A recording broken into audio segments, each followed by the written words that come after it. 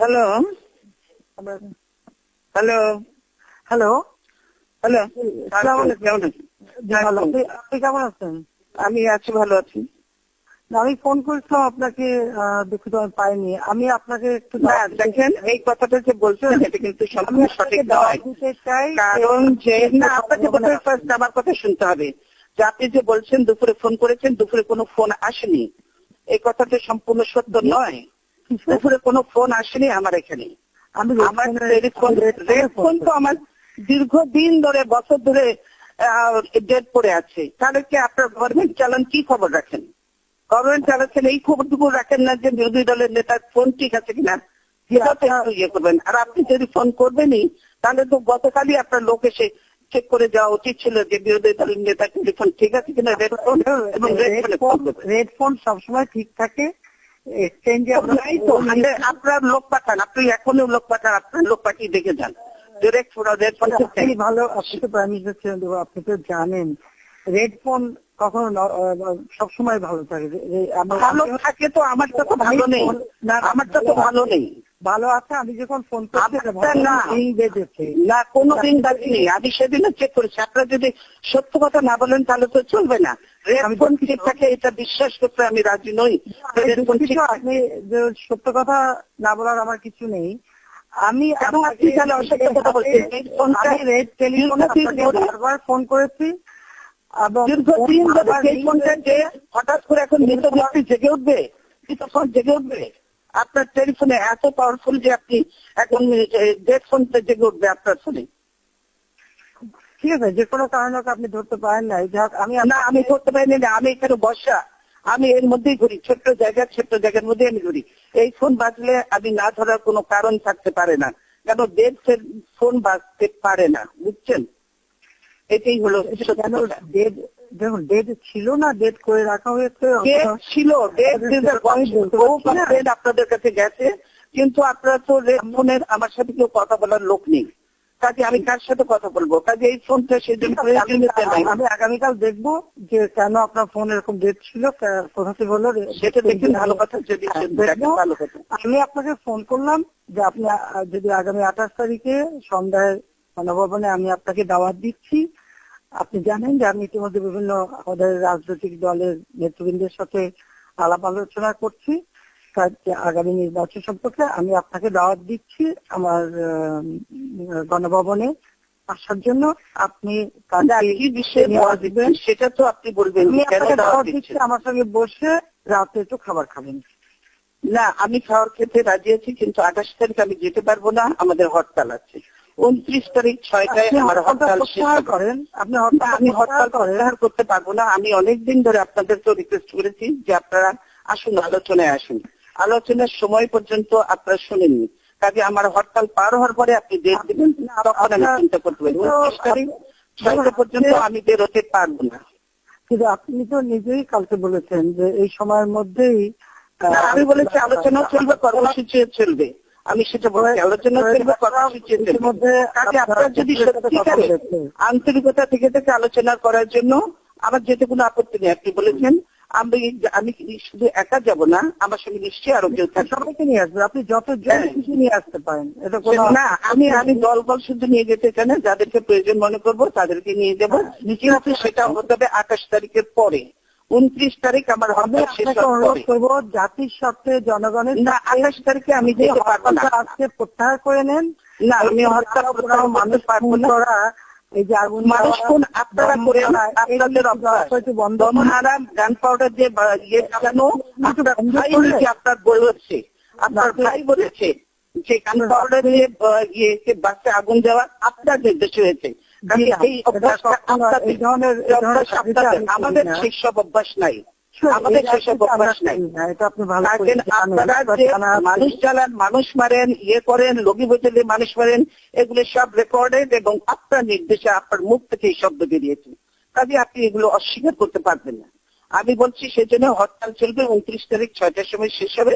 আমি 29 তারিখে আমি জনগণের আমি ইয়ে করতে পারি। আপনি দয়া করে হরতালটা না, দেশের স্বার্থেই আমি এই হরতাল দিয়েছি, জনগণের স্বার্থেই আমি হরতাল দিয়েছি। যেহেতু আপনারা কোনো আলোচনায় আসতে রাজি নন, সেজন্য আমাদের আলোচনা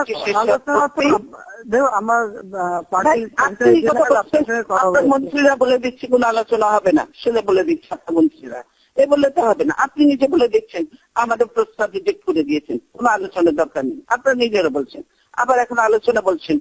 তো সেই আলোচনা হতে পারে আমাদের কর্মসূচি শেষ হওয়ার পরে, তার আগে এটা আমি আপনাকে আমি হরতাল প্রত্যাহার করবো না। আমি বলবো আলোচনা যে আপনি এই জিনিসটা যদি আর একদিন আগেও নিতেন তাহলে সেই সুযোগটা ছিল, কিন্তু সেটা আপনি করেননি। এখানে একদিন আগের বিষয় না, আপনি জানেন আমি বিভিন্ন দলের সাথে বসছি। আমি জানি যে আপনি খুব ব্যস্ত মানুষ, আপনি অন্যারা কাজে ব্যস্ত, তো আমরাও নিশ্চয়ই আমাদেরও হয়তো অত বেশি ব্যস্ততা না থাকলেও আমাদের যথেষ্ট ব্যস্ততা আছে, কিন্তু ইচ্ছা করলে উপায় বের করা যায়, কিন্তু আপনি সেটা করেননি।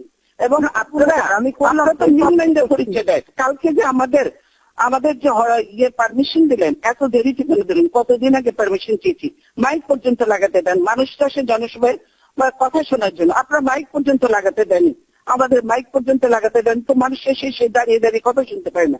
এটা কোন দেশে গণতন্ত্রের নমুনা দিচ্ছেন আপনি? দেখুন আমি যে আলোচনা করবো সবার সঙ্গে, এটা কিন্তু আমি বহুদিন আগে থেকেই না আমি আমাকে বলেন যে আমরা যে জনসভাটা করলাম, আপনি মাইকের পারমিশনটা কেন হলো না? মাইক কেন দেওয়া হলো না? আমার মাইক তো দেওয়া হয়েছে, বাইরে সব খুলে দিয়েছে মাইক কয়েকটা, আমরা কেন যতদূর ইচ্ছা আমরা মাইক লাগাতে পারি, লোক অনেক বেশি শুনবে, লোক আসার জন্য রাস্তাঘাটে সবকিছু ট্রান্সপোর্ট বন্ধ করে দিন, 144 জারি করে দিন। দেশে কি ইমার্জেন্সি হয়ে গেছে? দেশে ইয়ে হয়ে গেছে? দেশে আমার জরুরি অবস্থা হয়ে গেছে, যুদ্ধ অবস্থা হয়ে গেছে যে দেশে এরকম শুরু করে দিলেন আপনারা?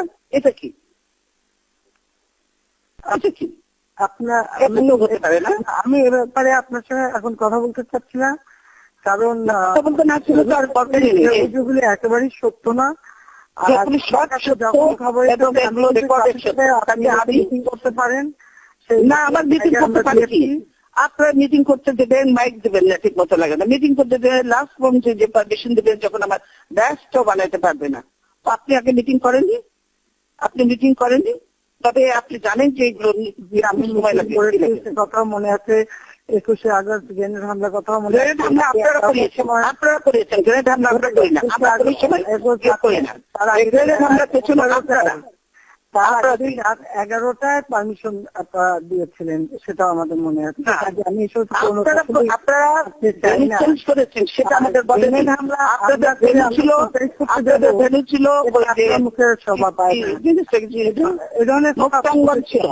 সেখান থেকে যে আপনারা ভেন্যু চেঞ্জ করে নিয়ে গেছেন আপনার অফিসে, সেটা পর্যন্ত আপনারা জানেননি। কথা তুলে এসব পুরোনো কথা তুলে কোনো লাভ নেই।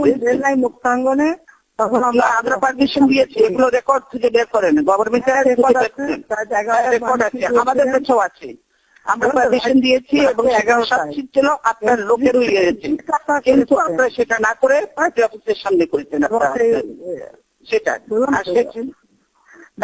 এখন আপনাকে আমি বলছি যে আপনি যদি সত্যিকার আলোচনা করতে আন্তরিক হন, তাহলে আমাদের ঝগড়া করতে চাই না, আপনি তো ঝগড়া করতে চাই না, আপনি একতরফাই তো বলে যাচ্ছে, আমাকে তো কথা বলারই সুযোগ দিচ্ছেন না। আমি একতরফা বলবো কেন? আপনি কথা বলছেন, তার কাউন্টারে আমি জবাব দিচ্ছি শুধু। আমি তো কথা বলারই আপনার সাথে সুযোগ না, আপনি বারবার বলছেন হরতাল প্রত্যাহার এখন হবে না, আমাদের কর্মসূচি শেষ হবে, তারপরে যদি আছে আপনি জানেন, আপনি যদি 14 দল থেকে মানুষ খুন করা অব্যাহত রাখবেন।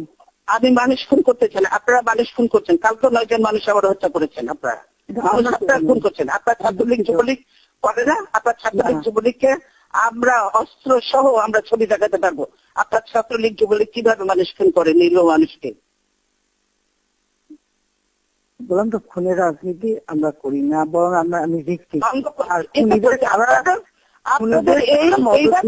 আপনাদের তো এইটা মধ্যগত অভ্যাস, পুরানো অভ্যাস। সেই আপনার স্বাধীনতার পর থেকে 71 যখন ক্ষমতায় ছিলেন তখনও তো এই হত্যা করেছেন, এত মানুষ হত্যা করেছেন, এগুলো ভুলে গেছেন আপনি? 71 আমরা হত্যা হয়? হ্যাঁ অবশ্যই, 71-এর পরে সরকার গঠন করে অপরাধীদের রক্ষার জন্য যুদ্ধ অপরাধীদের রক্ষা আমরা করছেন। আপনার যুদ্ধ অপরাধীদের বিচার যদি ঠিক মতো করতেন আমরা পূর্ণ সমর্থন দিতাম, কিন্তু আপনারা সেই ট্রাইব্যুনাল করেনি, ঠিক মতো না করে একতরফা করেছেন, এবং আপনার দলে যে অনেক যুদ্ধ অপরাধী আছে সেগুলো একটাও ধরেননি, সেগুলোকে একটাও ধরেননি, বিশেষ বিচার করেছেন। আপনি নিরপেক্ষ প্রধানমন্ত্রী, আপনি তো প্রধানমন্ত্রী নন, আপনি দলের প্রধানমন্ত্রী হয়েছেন, আপনি তো দেশের প্রধানমন্ত্রী হতে পারেননি, আপনি তো দেশের প্রধানমন্ত্রী হয়ে উঠতে পারেননি, নিরপেক্ষতা উঠে আপনি যেতে পারেননি। তবে নাহলে আমার সঙ্গে এই আচরণ তো আপনারা করতেন না, যা করেছেন আপনারা। আমার সঙ্গে যে আচরণ করেছেন, সেদিন আমার পার্টি অফিসে আপনারা যে আচরণ করলেন, এরপরে আর বলতে হবে যে বিরোধী দলের নেতাকে পর্যন্ত আপনারা সম্মান দিতে জানেন না, কিসের গণতন্ত্রের কথা বলেন আপনি?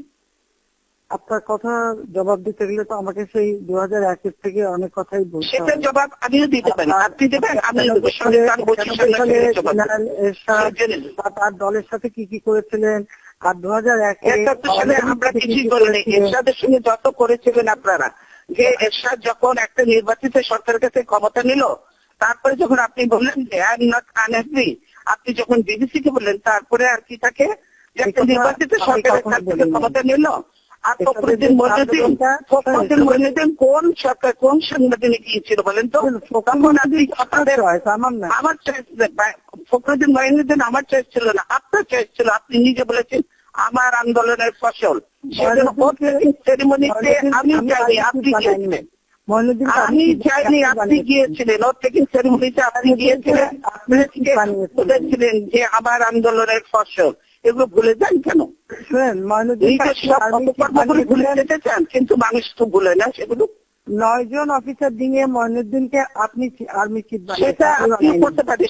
আপনি এরকম অনেক অফিসারকে বাড়ি পাঠিয়েছেন, সেটা 9 জন কি 7 জন সেগুলো কোনো, আপনি অনেককে দিয়ে বাড়ি পাঠিয়েছেন, অনেক অফিসারকে বাড়ি পাঠিয়েছেন, সেটা কোনো ব্যাপার না। মঈনুদ্দিন যেই থাকুক না কেন, যখন এটা করলো সেখানে আপনার সেই ইয়েতে গেলেন কেন আপনি? যেটা সংবিধান সম্মত হয়নি, সংবিধান সম্মত ছিল না, সেটাতে সেই অর্থে কি নিয়ে কেন গেলেন আপনি? সেদিন তো আপনি একবার মনে করেন নেই যে আমরা দুই দলই তখন বাইরে, ক্ষমতার বাইরে, তখন তো একবার মনে করলেন না যে আমরা আলোচনা করি, ফখরুদ্দিন মঈনুদ্দিন ওখানে দেওয়া ঠিক হবে না, এরা সংবিধান সম্মত নয়। আপনি তো সেটা মনে করলেন না, আপনি তো চলে গেলেন খুব ইয়ে করে, ওখানে চলে গেলেন ওর থেকে নিয়ে, আপনি খুব খুশি হাসি মুখে তখন প্রেসকে বললেন আমাদের আন্দোলনের আমি আগুনে বসে হাসি পুষ্পে আছি। আমার বাবা মা ভাই এখন অতীত ছেড়ে আমি বলতে চাই যে অতীত আপনি বলতে চান যে সামনের দিকে কি করে আগাবেন, অতীত আমরা সামনে এগোতে পারবো না। আপনার যদি সত্যি সদ উদ্দেশ্য থাকে, তার সামনের দিকে আমরা কি করে এগোবো? আমি তো অত অভিযোগ করতে চাই না, সেটা কি করে সেটাই বলেন। এখন ছোট আসলে আমাকে নির্দিষ্ট আমি দেখি, সেটাও সহ্য করি। এবং দেখুন 21 আগস্ট যখন গ্রেনেড হামলা করে আমাকে হত্যার চেষ্টা করেছেন, 21 আগস্ট আপনাকে হত্যা করতে কেউ চায়নি। আপনি যত থাকবেন তত আমাদের জন্য ভালো, আসলে হত্যাকারী যত থাকবেন তত আমাদের জন্য ভালো। আপনি যত এরকম অশ্লীল ভাষায় করবেন তত আমাদের জন্য ভালো, আমাদের ক্ষতি হবে না। 15ই আগস্ট আপনি যখন কেক কাটেন, 15ই আগস্ট খুনিদের উৎসাহিত করার জন্য যখন আপনি কেক কাটেন, 15ই আগস্ট আমি কেক কাটেন গিয়ে না, এটা বলেন না। 15ই আগস্ট বাংলাদেশে কোন মানুষের জন্ম হবে না, কোন মানুষ পালন করবে না, এগুলো বাদ দেন, এগুলো বাদ দেন। কথায় কথায় আপনারা বলেন, এগুলো বাদ দেন, অনেক কথাই বলেন। জিয়াউর রহমান, কারে জিয়াউর রহমান আপনাদের তো নতুন জীবন দান করেছে, এগুলো কথা বললেন না, বুঝেছেন? আপনারা তো বাকশাল ছিলেন, আপনারা আওয়ামী লীগ করতে গেছেন জিয়াউর রহমানের জন্য, জিয়াউর বদলতে আওয়ামী লীগ হতে পেরেছেন, আদারওয়াইজ আপনারা আওয়ামী লীগ হতে পারতেন। রাসেলকে তো আপনি এই বাসায় ঘুরতেও দেখেছেন। আমি সেইগুলো নিয়ে আমরা আপনারা যা করেছেন আমরা এগুলো নিয়ে করতে চাই, আমরা এগুলোকে সমর্থন করি, আমরা এগুলো সমর্থন করে দুঃখিত। আমরা এই রাজনীতি থেকে বেরিয়ে আসেন। আমি আমার বক্তব্য শেষ বলছি, এগুলো ভুলে যাই, আমরা এই কালচার বাদ দিয়ে এখন নতুন করে শুরু করি, নতুন করে শুরু করি। যদি সেটাতে আপনি রাজি থাকেন তো আসেন, আমরা সুন্দর আলোচনা করি। আমার আলোচনাতে কোনো আপত্তি নেই, কিন্তু সেই ডেট হতে হবে আমার হরতাল শেষ হওয়ার পরে। আপনি হরতাল প্রত্যাহার করবেন না? না, আমি হরতাল প্রত্যাহার করতে পারবো না। এটা তো আমার ডিসিশন না, এটা 18 দলের ডিসিশন। আমি কি করে একলা করবো? এটা আমি কি করে একলা দলকে দেখে নিয়ে এখন সময় নাই। আপনি যে তারা করতেছেন সবাই তো আর খুঁজে পাওয়া দেবে না লোককে। আপনি তো সব পুলিশ লাগাই রাখছেন সবার পিছনে, কি করে মানুষ পাওয়া যাবে বলেন? আপনার পুলিশ লাগিয়ে রাখবো কেন? আপনি রাখবেন না সরকার রাখবে, পুলিশটা কথা আমার কথা চলে, পুলিশটা আমার কথা চলে। আপনি তো সবার বাসা বসে রেড করছেন, বস্তি থেকে পর্যন্ত আপনি লোকজন ধরে নিয়ে যাচ্ছেন। তবে তো যেখানে বোমা বাস্ট হয়ে যাবে তো সেখানে বোমা বাস্তবে বোমা বাস্তব আপনারা করেন আর নাম দেন আমাদের, আমরা এটা তো আপনাদের পুরাতন ঐতিহ্য। কাজে এইগুলো কথা আবার ফিরে এসো না। আপনাকে বলতে চাই, করি না। আমি বলতে চাই যে আপনারা যদি 29 তারিখে পরে করেন আমি রাজি আছি। 29 তারিখে পরে আমি নিশ্চয়ই কথা বলতে রাজি আছি। আপনি আলটিমেটাম দিলেন 2 দিনের, আমি 2 দিনের মধ্যেই আপনাকে ফোন করলাম, অথচ কিন্তু এখন এখন তাই পার হয়ে গেছে। চালু করবেন আর বলেন 29 তারিখের পরে। আপনি আমি বলেছি, কি বক্তৃতা দিলেন আর আজকে কি বলছেন আপনি একটু ভেবে রাখেন তো। আমি বলেছি আলোচনাও চলবে, কর্মসূচিও চলবে। কিন্তু আপনি নিজেই তো বলছেন যে এই 2 দিনের মধ্যে যদি আলোচনা না, আপনারা তো জানেন, হরতাল দেবেন। আপনারা তো একটা হয়তো রাজনীতি করেন। আপনি তো জানেন যে আমরা যখন আলোচনা কোনো এখন পর্যন্ত আপনারা কোনো উদ্যোগ নিচ্ছেন না, তখন শোনেন আপনি আমার কথাটাকে। আপনি যখন বলছেন যে দেখছেন যে আমরা আপনি ক্যামেরা নিয়ে কথা বলছেন, আমার সামনে ক্যামেরা কেন, আপনি কি ক্যামেরা ঘিরে বসে আছেন এবং আমার এখানে কোনো ক্যামেরা নেই। আমার এখানে ক্যামেরা কেউ নেই, বুঝছেন? ক্যামেরা কেউ নেই আমার এখানে, আমি নিজেই কথা বলছি। সেজন্য আমি বাসা থেকে কথা বলছি। অফিসে হলে আমাদের সুবিধা হতো, ক্যামেরা থাকতে সুবিধা হতো, কিন্তু সেগুলো আমরা করিনি। আমি এত কাজ করতে চাই না, নিচু কাজ করতে চাই না। তারপর টেলিভিশনে দেখবো আপনারাই ক্যামেরা দেখাচ্ছেন, আমাদের এখানে ক্যামেরা কিছু নেই, বুঝছেন? তাহলে কেন আপনার এই যে গুলশানে তাকে আপনি চেক করেন, যে বলেছে টেলিভিশন স্ক্রল দিয়েছে যে ওনার টেলিফোন ঠিক আছে, আমি এটা দেখতে চাই যে আমি খবর নিলাম ফোন ঠিক আছে, ফোন ঠিক না, সব দেখা যাচ্ছে। 10 বারবার ফোন করেছি। সপ্তাহে বলতেছেন যে আমরা কারে শুনছি না কেউ, আমরা কারে শুনি না কেউ, ফোন বাজে আমরা শুনি না, আপনি শোনেন। আমি কেন শুনবো কি করে, জেনে আমরা তো আমার অ্যাকাউন্ট এমনি নষ্ট। হ্যাঁ, তো সেটা তো আপনি শুনছেন, তারপরে বলছেন আপনি ফোন বাজছে, আমরা বলছি ফোন বাজছে না। ফোন শোনার বিষয় না, ফোন আমি নিজে করেছি। বাজছে যে তো আপনি নিজে করলে কি হবে? আপনি একটা যে ডেড ফোনকে আপনি বলছেন যে ফোন করেছেন, আমি তো বুঝবো না যে আপনি রিং হচ্ছেন। না, আমি ফোন রিং হচ্ছিল, যে না রিং হবে কি করে? যে ফোন ডেড সেই ফোনে রিং হবে কি করে? এইটাই তো মানসিকতার পরিচয়, যে আপনি কি সত্যি কথা বলছেন কিনা। আমি সত্যি কথা বলছি। আমি কাল পর্যন্ত চেক করেছি যে আপনি করতে পারেন, এগুলো রিউমার সাথে ছাড়াচ্ছে, সেটা আমি ফোন চেক করেছি, আমরা রিপোর্ট করেছি। আপনাদের লোকজন কেউ আসেন, তারা তো আমরা তো মানুষ বলেই মনে করে না কেউ, কাজে আসেও না, এটা টেলিফোন ঠিক করে বড় মনে করে না, কিছুই করে না। যদি এটা ছিল কেন রেড টেলিফোন কেন? আমাদের তো আজকের মোবাইলে না, আপনি রেড টেলিফোনের দোষ দিয়ে খাম্বাটাই মিথ্যে বলার তো বলবো কিসের জন্য? টেলিফোন মিথ্যা কথা বলবো কেন? যে টেলিফোন ডেট, তো ডেটকে ডেট বলবোই তো। বসে হরতালটা উদ্যোগ করে দিলেন, মিটিং থেকে বেরিয়ে এসেও আপনি কথা বলতে পারেন। আবার লোকজন বসা থাকতে হলাম তো, তাহলে আমার সিদ্ধান্ত নিতে তখন সুবিধা ছিল। আপনি সিদ্ধান্ত নেন, আপনি তো আমি এককভাবে সিদ্ধান্ত বলেন যে আমি আপনাকে অনুরোধ করছি, সেই অনুরোধের পরিপ্রেক্ষিতে সেটা তো হবে না, সেই কথা জনগণের সামনে। তাহলে আপনি বলবেন যে আপনি নির্দলীয় সরকার মেনে নেবেন, তাহলে আমি হরতাল উদ্যোগ করবো। আপনি তাহলে আমি নিশ্চয়ই হরতাল উদ্যোগ করে নেবো। আলোচনা আরো অনেক থাকে, আলোচনা অনেক নিয়ে থাকে। আপনি বলেন যে হ্যাঁ আমি নির্দলীয় সরকার মেনে নেবো, আপনি হরতাল উদ্যোগ করেন। আমি আপনাকে আমার 90% ঠিক থাকা সত্ত্বেও আমি আপনাকে আহ্বান করলাম, আপনি নিজের সরকার হয় না করে আপনি সর্বদলীয় সরকার হয় না, আমরা সর্বদলীয় সরকারে কোন সময় এগুলো অংশগ্রহণ করিনি। আপনি এর আগেও বলেছিলেন সেগুলো হতে পারে না।